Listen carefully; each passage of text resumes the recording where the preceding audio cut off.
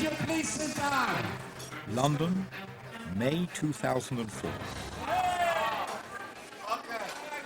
The boys' annual reunion. Okay, here we go. The setting is a hotel near Regent's Park. Okay, back in action. The boys see themselves for the first time in this newly found film, taken by a Royal Air Force cameraman in August 1945. The film was just recently discovered in the archives of the Imperial War Museum. That is. Where's thinking? That's a Marvin from Toronto. Correct. This is Cronin. This is Hammer. High-Meisen. That's High-Meisen. That's Rats there. That's Rats over there. Correct. This is Cronin. This is Hammer. Question I was asked by one of my delightful sons as to how it was possible for grown men to dress up in such funny penguin-like suits as we're all dressed up in tonight. I didn't know that the question would be answered for me by one of you. A letter which Sidney Finkel wrote me, it was not only a celebration of our 50 years of liberation, but even more. The evening demonstrated to me that we were here to celebrate life. We survivors who 50 years ago wore the torn clothes of our encampments, who had not showered for years at a time, were now resplendent in our fancy suits and accompanied by brilliantly attired wives in the best that the world could provide. When we came over, they used to refer to us not as refugees, the boys who came out of the camp. And it stuck with us. I come from a little town in Poland called Chodecz, where over 700 Jews live, and 4 of us survived, 3 women who are now in Australia and myself.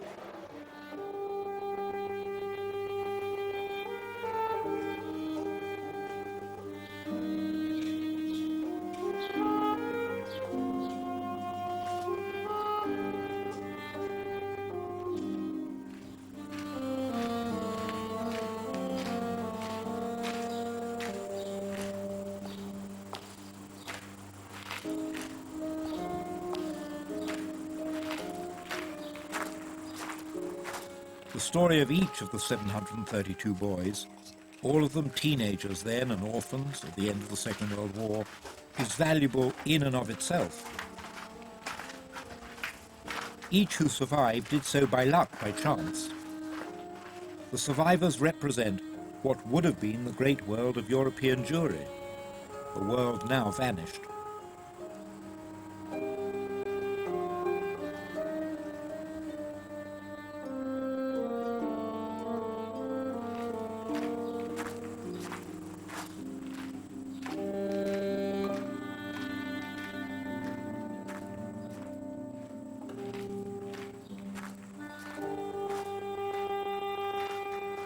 The boys are a remnant. There ought to be 1 million boys. Far too many for me to write a book about them. There ought to be 1 million young survivors, 1.5 million young survivors. They were murdered. These are the remnant. They are the very few, numbering worldwide probably no more than 10,000, out of 1.5 million youngsters, each of whom would have made an incredible contribution. We'll ask you to be upstanding, we'll recite Kaddish together. In memory of our families and the 6 million Jews that murdered in the Holocaust. This group of survivors meets annually, usually in London. Teenagers at the end of the war, most of them boys, about 80 of them girls. They remember those who died in the camps and also those who, since their liberation, have themselves passed away. After all, we have nobody. Nobody has got nobody from the families. So we stick together. We are like brothers and sisters. We really are. To me, England was the most loneliest place ever because I came without a language, without a trade, without money, without anything. Going to that hell of concentration camp is such a sort of depth that we all felt that we started again alive and we shared something that no other human being has shared. Some of them not here. Some of them I didn't recognize, they recognized me. But all in all, it was very, very emotional for me. Because at that time we had nobody. We only had each other. And we were like brothers and sisters.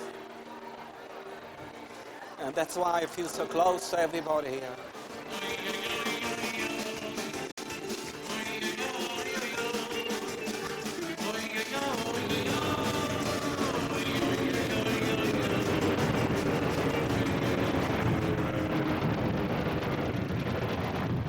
The final months of war, April 1945. Germany's once great war machine totters on the brink. The British, Americans and Canadians press the Germans from the other, pushing in from the east. The Allied bombing had proved enormously effective. Much of it was designed to break the German will to resist, and it was succeeding. Even as their own cities were under bombardment and their armies disintegrating, the Nazis made hasty efforts to hide the death and slave labor camps.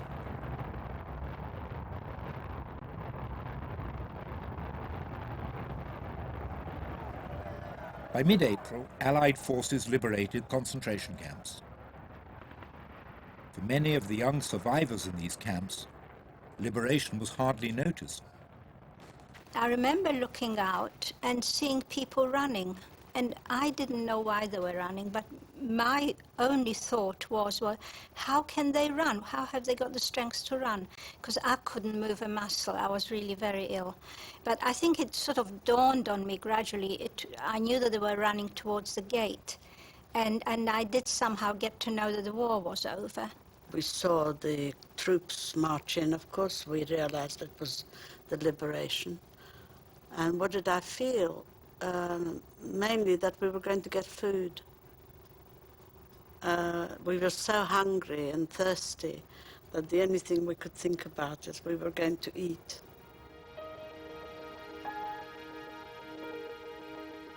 During those closing days of war, many survivors were taken on forced marches, by foot, by train, without food and with little shelter, through the woods and the marshes and the shattered cities of Germany and Eastern Europe. We were on this death march. We started off originally about nearly 3,000, and we ended up about just over 300. The rest died on the way or were killed or bombed or so. When we reached the Czech border, which was in a town called Chomutov, I suddenly realized that there is a world beyond. The people suddenly came out, the whole town came out, and they were showering us with fruit and bread and so on. The SS was threatening to shoot them. They fired in the air, but they wouldn't. They still came out and well, we had tears in our eyes. I couldn't believe it. I couldn't believe that there were people who cared. The main destination on those final death marches was Theresienstadt, the same camp that the Nazis had portrayed as a model designed to deceive the world.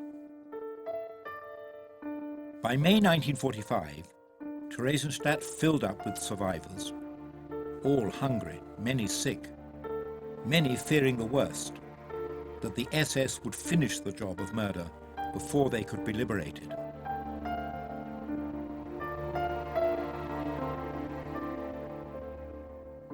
For the youngsters among the survivors, many of them orphaned and alone, just to reach Theresienstadt alive was an accomplishment. When I arrived in Theresienstadt, I passed out. I had probably had typhus already. I was completely exhausted. I was infected with lice. My legs were swollen. I had shrapnel wounds in my leg.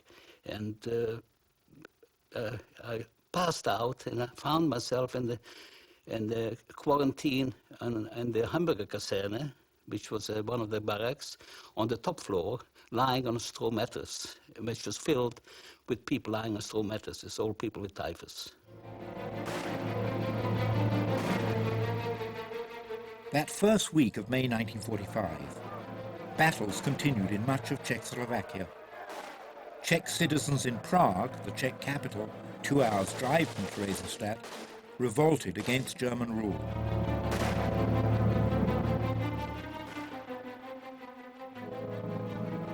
Prague was soon liberated by the Soviet forces, one of the last cities to be liberated in May 1945. The Czechs marched Czech collaborators with the Germans through the main streets of Prague. The biggest shock was that we opened up our eyes and we saw that we live. Because, for instance, what I thought all the time is that I want to live 1 hour after I see the Germans being defeated, and then I don't care if I die. You're in a daze. You don't know whether it's real or it's something else. All of a sudden, from night, it becomes the daylight. You get the daylight, and you don't know what to do with it. You're in a shock. You're in shock. You don't know whether, first of all, you know you're hungry, so you want to eat before you see, you do anything else. You're not worried about your clothing. You're not worried about anybody else. You just want to eat. Constantly, you want to eat. Food, food. You were short of food for 5.5 years. You want to eat. May the 8th was the day of liberation. VE Day, victory in Europe. The Germans had surrendered. It was a day of joy and happiness, in London as elsewhere. The end of the war was greeted with relief and joy.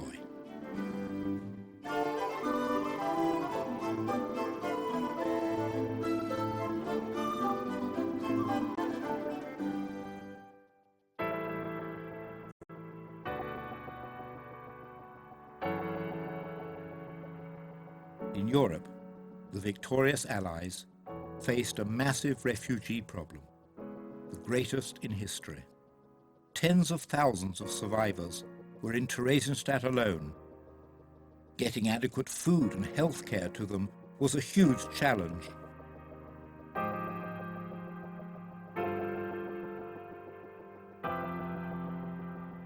I weighed, when I was liberated, 27 kilos. I was completely skin and bones. I had no hair.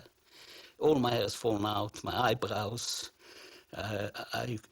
If people spoke to me, it all went through me. I was 18 years old and I weighed 28 kilos. So you can just, when I saw myself, I nearly fainted. I had a high fever, I had terrible diarrhea. It was all running down my feet wherever I walked, and I couldn't make it to the toilet and so. And eventually, I was taken to a Russian hospital. In the liberated areas, Soviet commanders decided upon a special dispensation to those who had survived the Nazi terror, the chance to do what they might to their captors. The Russians actually gave us 24 hours that we can do anything we want, to the Germans. The revenge, to my mind, was the last thing that was on my mind. We only looked for food. We didn't care about anything else. 24 hours after being liberated, none of us killed or hit a German SS man or Gestapo, anything. None of us. And sometimes I think myself, wait a minute, people wouldn't believe that. We've lost all our families. I lost my parents, my sisters, my cousins, everything. And here I'm liberated. For 24 hours I'm given authority that I can do whatever I want. None of us. And many times I'm thinking myself, why?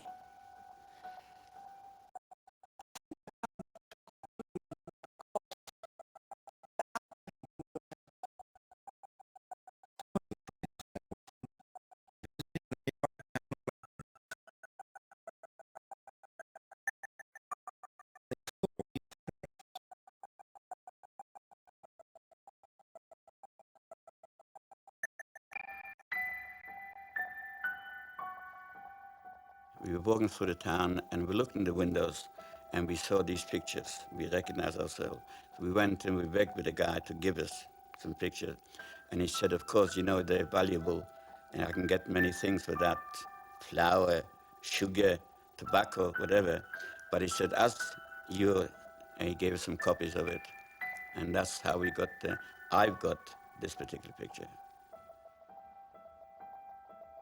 A Czech photographer, himself a partisan, had taken a number of shots of the trains transporting the youngsters and others towards Theresienstadt. For those known as the boys, the train photographs became a memento, a souvenir of the horrors of the camps and the death marches. The youngsters had few other mementos to hold on to. At that time, I didn't know what happened. As you know, I was with my father practically to the end of the war.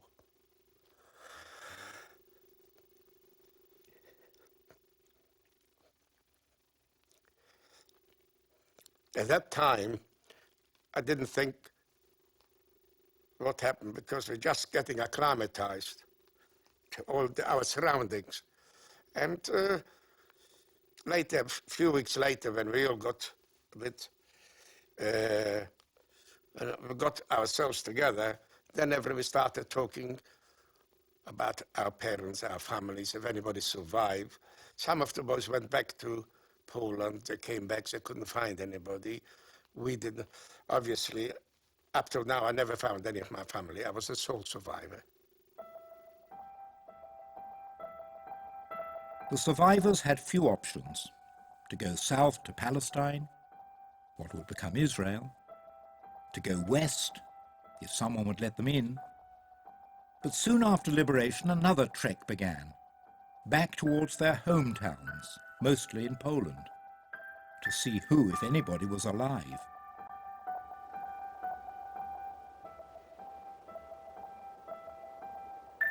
People told me, don't go, the danger. I felt, you know, having been through what I've been through, I felt quite big. And I thought, nah, nothing's going to happen to me. What else can happen? But unfortunately, as soon as I reached my hometown and started walking towards my house, I was abused by the Poles. People are neighbors, Polish neighbors, and so they don't recognize me. They don't know who I am. And I can't go over to them and I'm so-and-so and so-and-so. They live in our house. I'm afraid to say I've come back because they already live there. They might want to kill me because they killed others in other places. They spat at me, threw stones at me, stood in the corners, laughed at me, looked, there's still a Jew alive, that sort of thing. In July, the British people voted Prime Minister Winston Churchill out of office. King George VI turned over the reins of government. The Labour Party, headed by Clement Attlee, achieved a landslide victory. Hard-pressed Britain, some of it still in ruins after the deadly bombing, started to rebuild. The period was marked by financial restraints and a desire for change. Ernest Bevin became Foreign Secretary. Bevin was opposed to Jewish immigration to Palestine. At home, he feared that Jewish refugees to Britain would create competition for the British worker.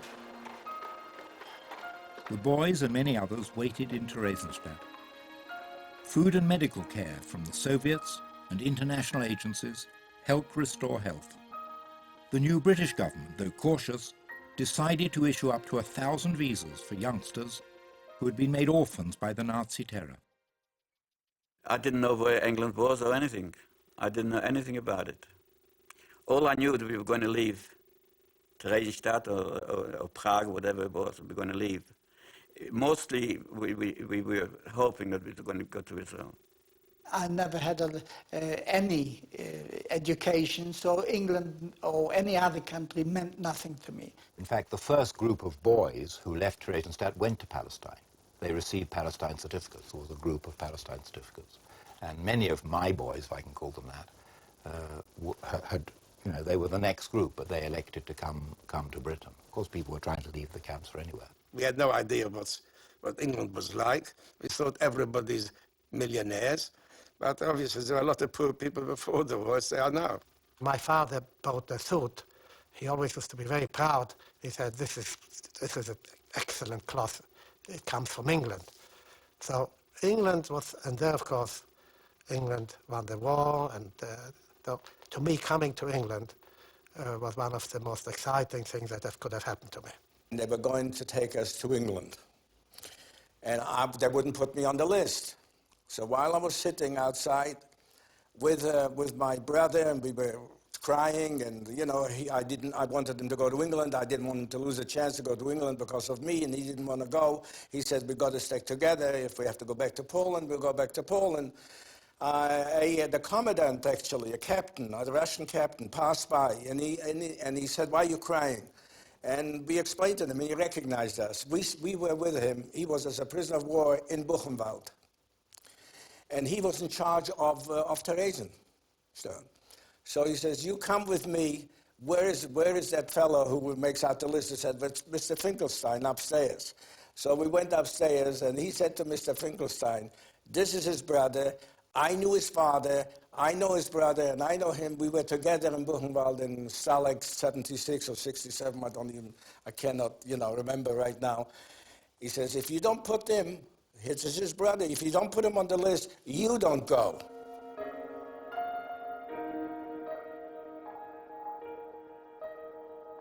In the second week of August 1945, some 300 youngsters from the Theresienstadt camp were taken to Prague for a tour of the city. They had regained much of their health and posed for these photographs in Wenceslas Square in the Czech capital.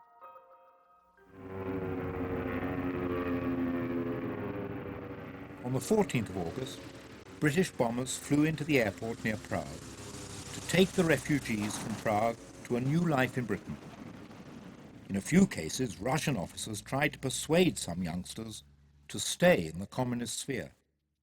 They were all communists, and they were brainwashing me, and they wanted me to join the Communist Party, etc.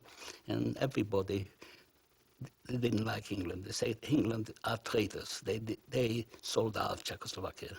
Quite a lot of them said, "Don't go to England, stay here, we liberated you, you don't go." And they tried to convince us, or a lot of them, they tried to convince us not to go, not to leave. But no, to me, it was just going with the crowd. That's Cookie.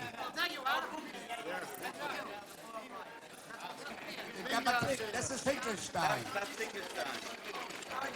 But this is Finkelstein. That's Ramek, that's Haspel Rosenblum, and Menachem Wachstock.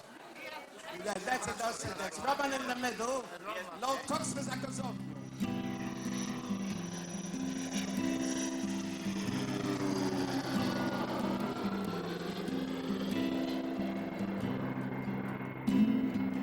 The Royal Air Force planes took off for England, some at day, others late that same night. Some 300 youngsters were given a chance to forge a new life in a new country. In fact, the Labour government had been strict on its conditions for allowing the orphans into Britain. The Central British Fund, the same organisation responsible for pre-war Jewish refugees, would have to fund the boys' immigration, not the British taxpayer.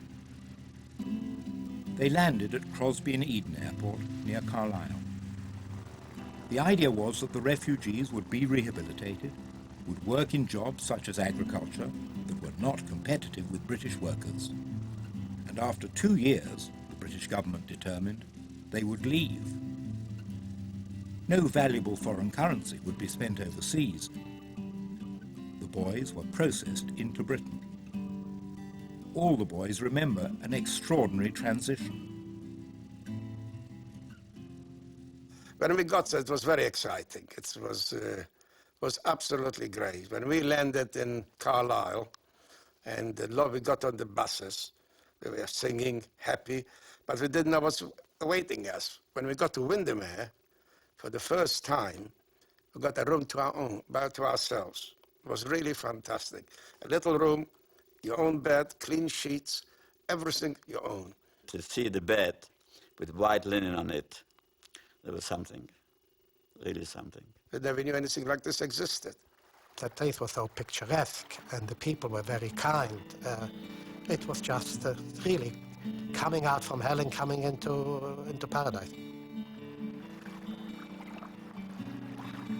When the boys arrived in Britain, the general consensus was that they would always be, because of the terrible experiences they had been through, the flotsam and jetsam of society.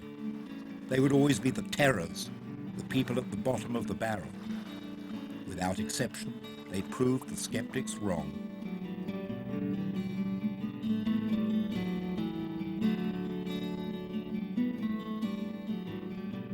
Those that brought them to Britain had an idea of genius, and that was to keep them together, not to farm them out individually to families, which had often happened before the war to the immigrants from Germany, who had been very unhappy.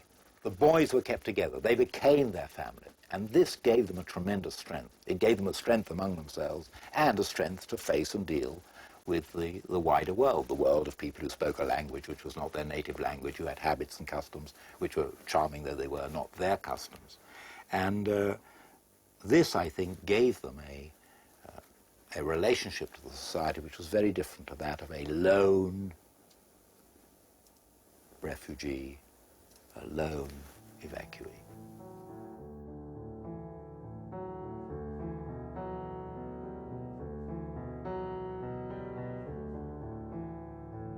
We're all the time together. We're all playing together. We were all laughing together. We went for walks. We went to the cinema together. It was a wonderful time for us, in a sense. It kept us away from thinking too much or brooding too much about what we're going to do and what happened to us.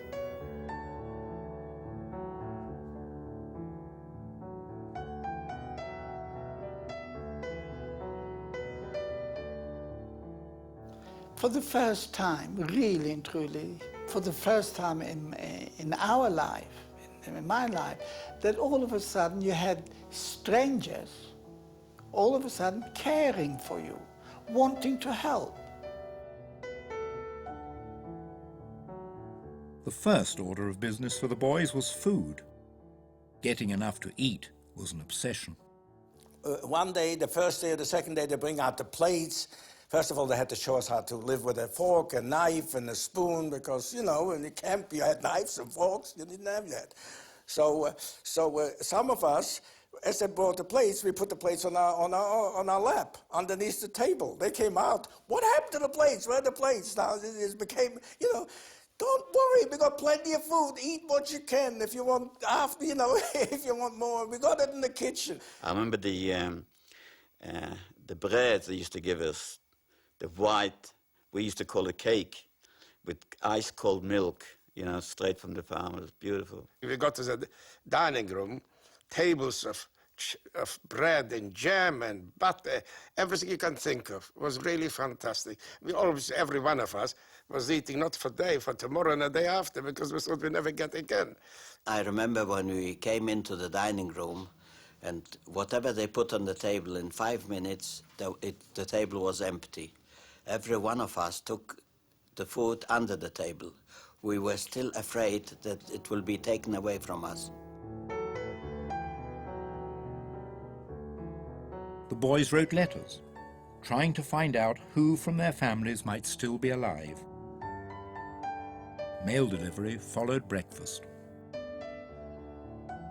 And every morning, you could see a scene, I can visualize, you could visualize it now, what it looked like. In retrospect, I can see this, how we were sitting out there on the grass, man was calling out, so-and-so, so-and-so, and so-and-so. And then you could hear, oh, my father is alive, my uncle is alive, my aunt is alive. And others were sort of looking at each other, and what happened? And then you had some who would go up afterwards to this man who was calling out the post and said, is there a letter for me?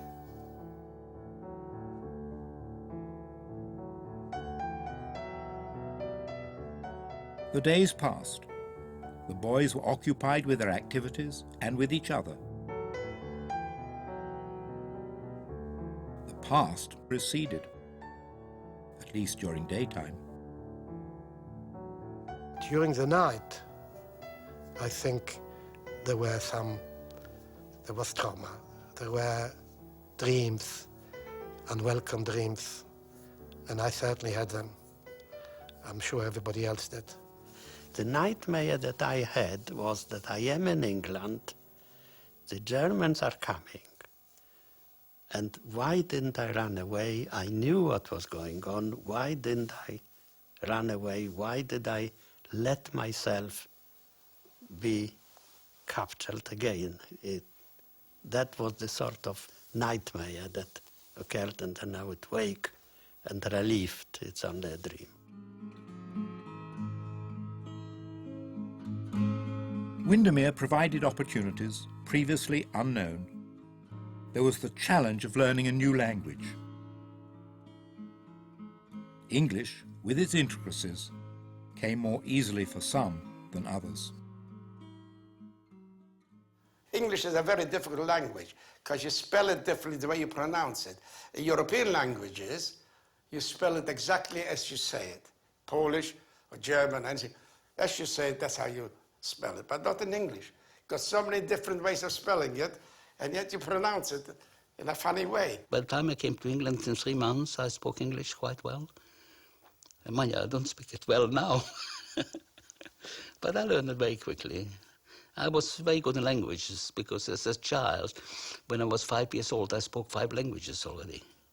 This was the genius of those who brought them over, to keep them together for 3 or 4 years so that they could, as it were, have their rehabilitation as a group. By rehabilitation, mental rehabilitation, language rehabilitation, becoming literate in English, and also the physical rehabilitation, the tremendous effort made with sport and physical rehabilitation. From Windermere, the boys spread out, always in groups. They were sent throughout the United Kingdom. A number went north to Scotland, to Edinburgh and Glasgow. We got on very nicely with the Scottish people because they were very friendly. All the Scottish people, non-Jewish, they were very, very friendly. The girls came up to our hostel, and the people, we went to the village. Everywhere we had no trouble. Nobody called us bloody Jew or anything like that. The boys were in places like Leeds and Manchester and Liverpool. In fact, throughout the United Kingdom. One group was in Newcastle. The hostel I was sent to was Gateshead.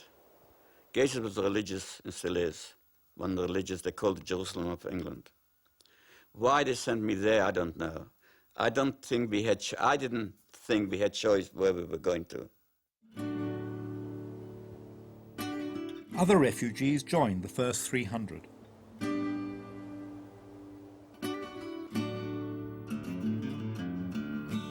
They came from Poland, Hungary, and Czechoslovakia, and elsewhere in Eastern Europe.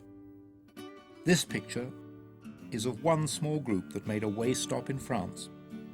The hostels throughout Britain were often divided according to varieties of religious worship or ideology. This group picture was taken at an agricultural kibbutz-type hostel outside London. Some hostels were Labour Zionist and socialist. There was one hostel for boys with particularly poor health. The boys established warm relations with many in the neighbourhoods where they lived. I thought they were very kind. I thought nobody said any bad words. Nobody said you're a Jew or whatever. Nobody said you shouldn't have come here. We don't need you here. You know, we got our own things. And so, nobody. To the contrary, we met a lot of British people. I'll never forget. We have a bus conductor who came to the hostel. We stayed outside London. The hostel was called Loughton. You know, we stayed in the hostel. He took such a likeness to us. He didn't even want us to pay when we went. He knew we didn't have money or so. So he said, get in. Then he would come in the evenings and spend time with us. As time passed, the government's idea to send the youngsters elsewhere, out of Britain, was forgotten. One of the challenges was integrating the youngsters into the workplace so they could support themselves. Finding work was always a challenge. Well, they didn't know what to do with us because we had no education. We were too old to go to school.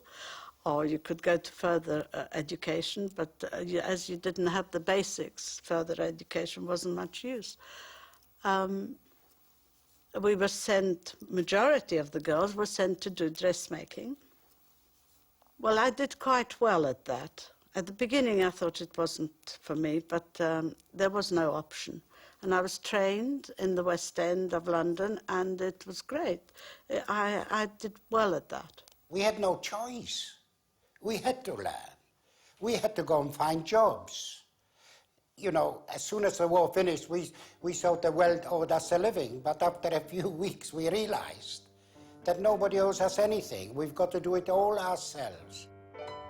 Shortly, the centre of the boys' life became London, and in particular a club formed in this house on Belsize Park Road. It had its own dining room, a gymnasium, some sports facilities outside for volleyball, and a room where dances were held. The club's director was a pre-war German Jewish refugee, now in his mid-90s, Yogi Meir. We had a long discussion about how we should call the club. And somebody said, oh, we call it the Herzl Club. I said, no. Somebody said, let's call it the Freedom Club. I said, no.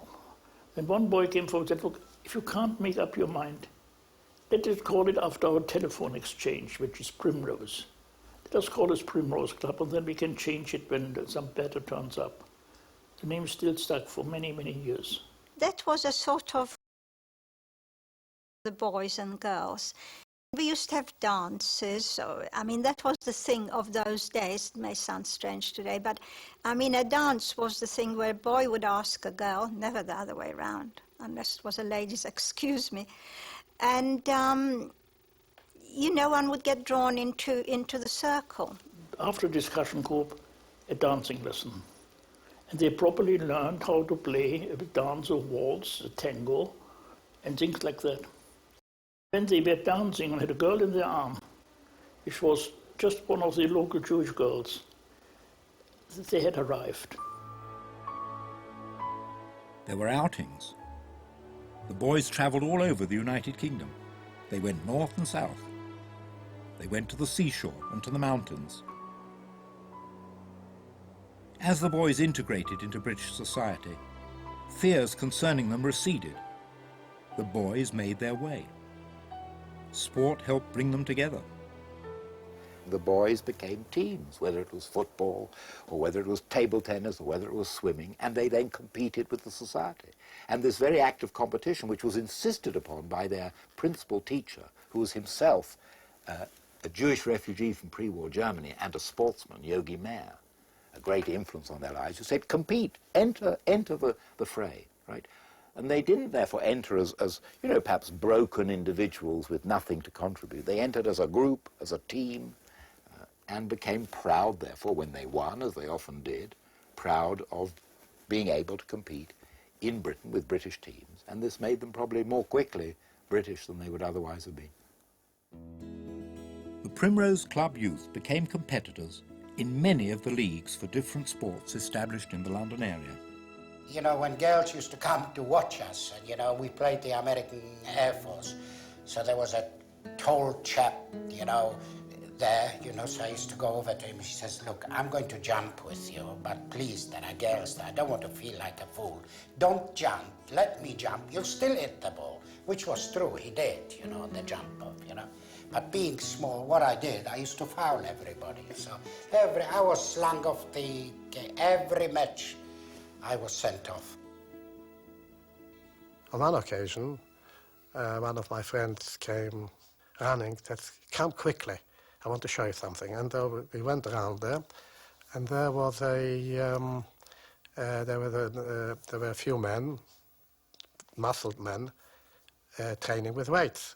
I asked the coach whether I could try to lift the weight. So he said, do you know how much is on this weight? I said, yes, it's 140 pounds. So he says, and have you ever lifted the weights before? I said, not weights like this, but I have lifted a lot during the war. I picked the weight up into my shoulders, and I pressed it, and I put it down properly. I said, you really haven't lifted the weight before? I said, no. I attempted to break the British record. I mean, to everybody's surprise, because nobody's ever heard of me, because I never competed with anybody. So everybody around said, who is this boy? Who is this fella? Melbourne Olympic Games was to me the greatest thing that happened to me. So when I marched with the British team, following the other teams, and it was my birthday, I felt so proud that 11 years after I was liberated from the concentration camps, hardly alive, I was not only participating in the Olympic Games, but I was representing my adopted country. But the thing that really moved me, and as I was marching, I kept thinking that, where are my parents? If only they were alive, how proud they would have been of me to be that I have reached that stage. A particularly memorable figure close to the boys was himself a pre-war German refugee, Dr. Oscar Friedman, a psychologist. He and Yogi Mehr sometimes differed on how to deal with the boys and their horrendous past. The boys had to go there and see him. And he, being Freudian, he felt they have to talk it off their soul, or whatever you would call it. They have to talk about it, they have to loosen it. And I said, they are not ready for it. They will tell time. Time will ask them the question. You are asking. He said, what do you mean? I said, I see them and they go. It's like going to the dentist. She just don't want to be talking about this and that. Time is not yet right. Time will be right when they are secure. Their life in London and throughout Britain gave the boys the opportunity to mix with British people and with Jewish society in Britain, to meet a generation that had not been victimized by Nazi persecution. That could sometimes prove distressing. The sadness for the boys was that when they moved into the wider Jewish society, there were those Jewish families and Jews who did not want to have anything to do with them, and certainly didn't want to hear anything of what they'd been through. There was a tremendous aversion among many British Jews to hearing anything about the camps, and that these youngsters could actually describe these horrors. It was felt they should keep quiet. We didn't talk about the camps because nobody was interested. They just didn't believe that that was true, what we were telling them. We felt that people didn't want to hear about it anyway, which now I hear that they felt they couldn't ask because it was too sensitive a question, too painful for us. We talked among ourselves a lot about it because we had identified with each other, you know, the boys. But with other people outside, there was no interest at all. Maybe we were hiding it. We felt ashamed of it. If people didn't ask, we didn't talk about it. I certainly never talked about it if I wasn't asked. If somebody asked me, there was no problem for me to talk about it. I never kept it away. But then I was quite happy when people didn't ask me. Many parents in the Jewish community were not happy about their daughters dating the boys. Don't forget, they didn't know us. They saw, here's a boy come from the concentration camp. They didn't know our future. They didn't know if we're healthy, if we're sick. Obviously, they didn't want us because they wanted the best for their daughters. I was going out with a girl. Everything was fine. I was going out with a girl for about 2 years, you know. And so the mother says, what are you doing? He has no future. He has nothing. What are you marrying? You know, and so on, you know. So that what happened. So she dumped me. Okay? And, well, I found another nicer girl. And I married her. And she's English. And we had the first child was born in England, you know. And then we went to America. They thought we're not good enough for their daughters. Which probably we were not, I don't know. But I don't think my wife can complain after 50 years. As the boys thrived in England, a crisis welled that affected them all, if not physically, then emotionally. The Jews and Arabs in Mandatory Palestine were about to go to war. The British, influenced by Foreign Minister Ernest Bevin, had attempted to restrict Jewish immigration to Palestine. The Arabs rejected statehood and attacked. War began for the establishment of an independent Jewish state, one that could and would also serve as a homeland for refugees from Hitler's camps. In London, the boys participated in public demonstrations in support of the Jewish community in Palestine. Many still dreamt of going to what would become Israel, and some did. I arrived there. After 3 weeks, I was on the front already. No, as they gave me a rifle, was taller than me. I did it really as looking for revenge, looking that if we will have our own state, and it was already declared, so at least one thing I'll be able to do, defend myself. This is what I couldn't do while being in the camps in Germany, not even when I was in Poland. I'm very proud of it, is that we got a state today. And at least the Jewish people know there is a place for them if they want to go anywhere, go to our countries. They know they're always welcome to the state of Israel.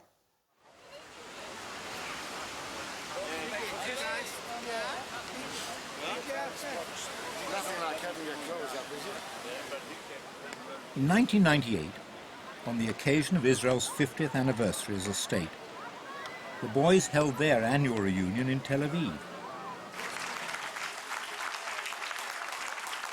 They met the then President of Israel, Ezer Weizmann. Weizmann's wife, Reuma, had been one of the group leaders in a hostel in the London area. All the boys, wherever they live, have continued to feel an abiding attachment to Israel. The most wonderful experience to rejoice 50 years of the State of Israel and be here with all our friends. Who would have thought, after 50 years where we came from, that we will be able to celebrate here in Israel after 50 years? No one gave us, no one ever gave us a chance. It's lovely to be here. Hello, Maya. How are you? Lovely to see you. Very well. Nice to see you. In the 60 years since their liberation, the boys have travelled long distances.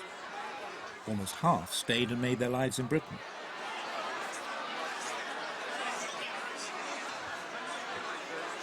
Yet they are spread out all over the world.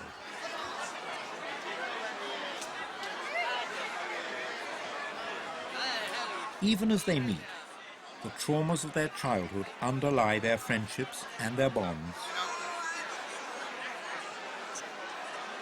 Honoured guests, ladies and gentlemen, will you please charge your glasses and be upstanding? The toast is the Queen.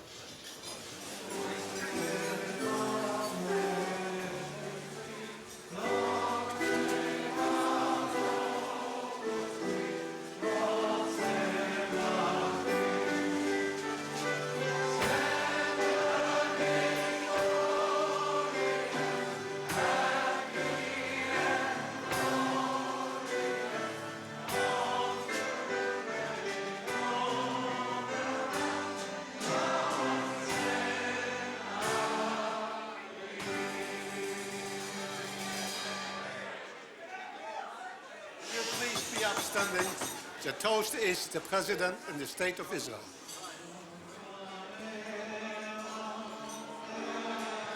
All the boys have remained loyal to the Jewish people and appreciative of the State of Israel.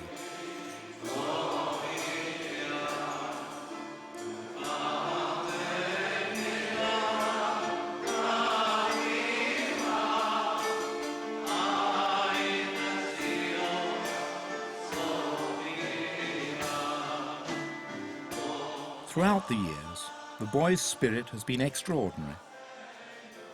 They have a pugnacious pride. They became independent. They took nothing from society. Their own organisation, the 45 Aid Society, is itself involved in charity. They all worked tremendously hard. They all struggled. They had no advantages. I think their main achievement was to have lived normal lives, to have brought up families. They weren't begging. They didn't say, we've been through hell, you owe us something.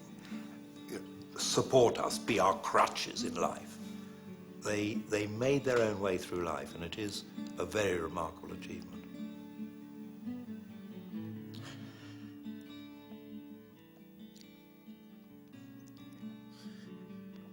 We got 3 lovely sons. That is one of the proud things in my life, that I brought up a family and they all grew up to be nice, civilized people. I don't know why I survived. Who knows? I survived to marry. I survived to have 2 children. Maybe that's why. My mother said to me, hopefully one will survive and carry on the family. And that was very much aim for me, to show that Hitler didn't win. I was at very happy times in life and very sad times in my life. But I prefer to think of the happy times. From Martin Gilbert, I reflect that I could now tell my father that I have not forgotten what I learned from him when I was a young boy. I helped my fellow man when I could. I am proud to be a Jew, for I have seen men behave worse than beasts. But the Jews remembered Rabbi Hillel, who taught us, if you find yourself in a place where there are no men, you must strive to be a man. We boys were among the beasts, and I am proud to declare that we upheld the dignity of man.